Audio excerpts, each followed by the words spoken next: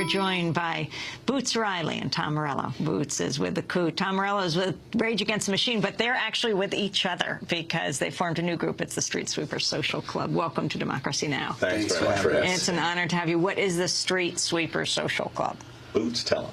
Well, a street sweeper is a big gun that shoots, an automatic weapon that shoots shotgun rounds. And the whole idea is that our music is the weapon. And street sweeper is a slang for that weapon on the street. And we're a Street Sweeper Social Club. We're a group of folks that put out music that is a weapon to fight the injustices, and hopefully a weapon a cultural weapon that people that are organizers can use to do their work. Talk about one of your songs. Let's see. One of the songs on this album is called, well, we have a new album out right now. It's called the Ghetto Blaster EP. It's an EP.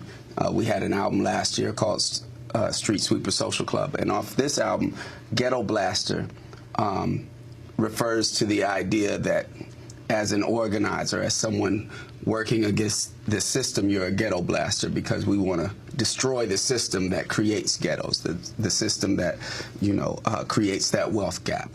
And so that's what the song Ghetto Blaster is about. I'm a ghetto, I'm a ghetto, I'm a ghetto blaster.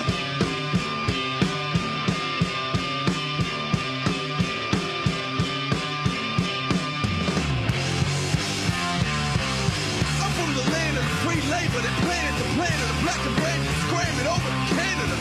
A fan of radical bandits and bandanas slamming the banana clip and rat-a-tat-tat-a. Take back the parameters, damn y'all the clamorer. The damn ladder, the grab for Excalibur. Not a rap battle, the bust an Excalibur. Catch the programming, not just my pentameter.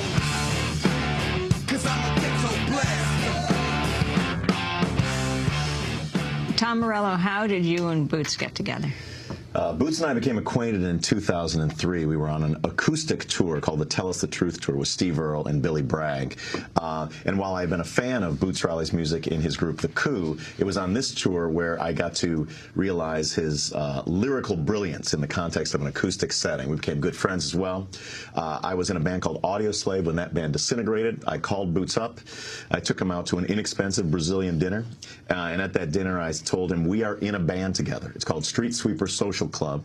It's going to be revolutionary party jams. And I handed him a cassette tape of about 20 musical ideas, and I said, start writing. Now, poor Boots had hardly time to digest his plantains, and he had to start looking for a cassette deck to play that thing to begin writing the songs. But really hard to find. It was very difficult to find.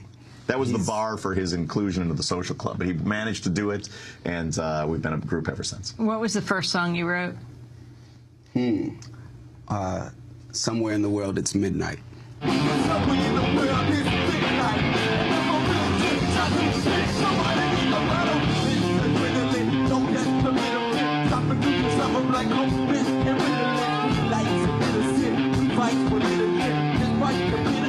That song is just basically taking the idea that, people are always saying it's not time. We're not ready to struggle. We're not at that point where we can do this. We can build a mass movement, and it's saying, look, all of these things are going on all over the world somewhere, and it's time to take a stand right now. I mean, basically the same thing all of my songs say. They all, they all say the same thing in different ways. Sorry, The one thing that Boots doesn't, which I found attractive in a bandmate, is that it's his lyrics. They combine a wit and a satire along with the political venom, it's one part Huey P. Newton and it's one part Richard Pryor. So, talk about your organizing, and you're both organizers. Boots, you came out of organizing. Tom, you're doing it right now. Both of you are in Oakland. You're doing it around Arizona. This is Tom Morello for Soundstrike. Soundstrike is encouraging all artists and musicians to boycott the state of Arizona over the passage of SB 1070, the racist law that is basically a version of softcore apartheid, and we're trying to get that law off the books by bringing as much economic pressure to bear on the state by withholding our creative and commercial services from the state of Arizona, encouraging all artists and musicians to join us. Street Sweeper and myself were part of the Soundstrike movement in Arizona. It was founded by Rage Against the Machine frontman Zach De La Rocha.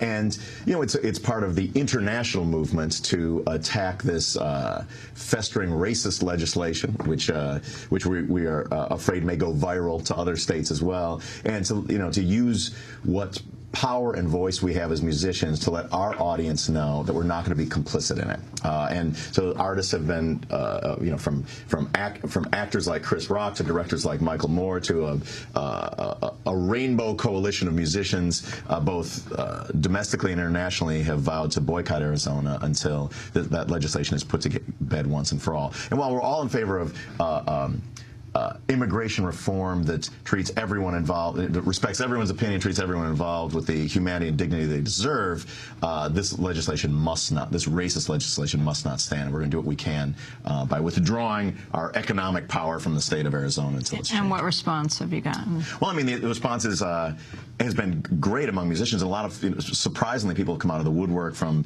artists that are not known for their politics, like Maroon 5 or Joe Satriani, you know, instrumental musicians like that, have, you know, pitched in. Kanye West, you know, have been very happy to join that movement. Tell us where you come from, Tom. Who are your parents? I was raised by my mom, Mary Morello, who founded an anti-censorship organization called Parents for Rock and Rap. That was the anti-PMRC, Parents Music Resource Center, founded by Chipper Gore, which is a pro-censorship organization.